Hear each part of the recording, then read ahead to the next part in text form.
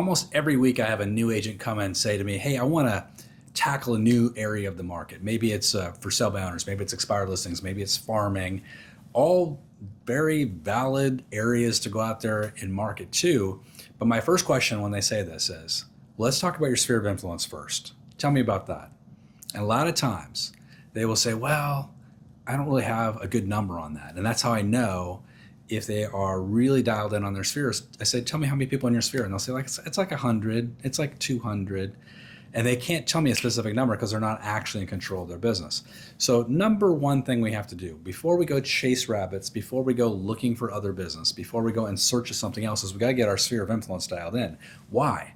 Because 70 to 80% of your business is going to come from this source. And we have no business going on looking at other areas of the market and spending time and resources and money and energy over here when we haven't fixed the oil well in our backyard. So what's the first thing we need to do? Step one, get your database organized. Put it into some form of a CRM. That could be as simple as Outlook, Contacts in Outlook, which is free, or some other system that's just almost free. It doesn't have to be some super complicated CRM. If it is, great. But remember, what a CRM is, just a tool. There's a lot of bells and whistles with CRM, but at the end of the day, it's just a tool to organize names and emails and addresses and phone numbers. That's it. Don't get all overly complicated with it. Second thing is we got to create a contact schedule and say, how many times do I need to contact my database over the next 12 months in order to have top of mind awareness? The answer is 20 to 50 times. So we can hit 24 times really easily. I'm going to tell you how. Number one, low value but high volume, and that would be an email newsletter, right? And then a postcard that goes out to everybody in your sphere of influence once a month. So you're doing these two things once a month.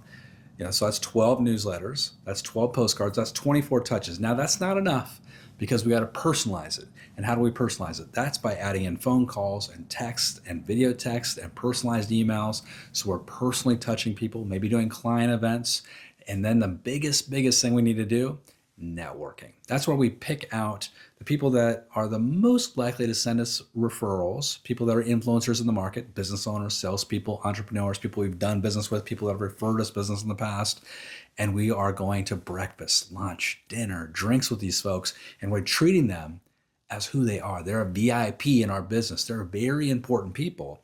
And if we ramp that up and we start doing 2, 3, 4 meetings a week like that, our business is going to absolutely skyrocket. We won't have to chase other business if we get focused on this business. Now, that doesn't mean once we get it all stood up and we're working this thing effectively and consistently that we can't have another prospecting pillar. In fact, I recommend you do. But you have no business doing it until you first fixed your database. Guys, if you want more ideas, more strategies, you want coaching, join us over at eRealEstateCoach.com. Check out the Path Performance Coaching. It's designed to help you take your business to the next level. The first month's only $1, so there's really no risk and there's so much reward for you in there. So go check it out over at eRealEstateCoach.com. Hope to see you over there soon. Have a great day. Good selling.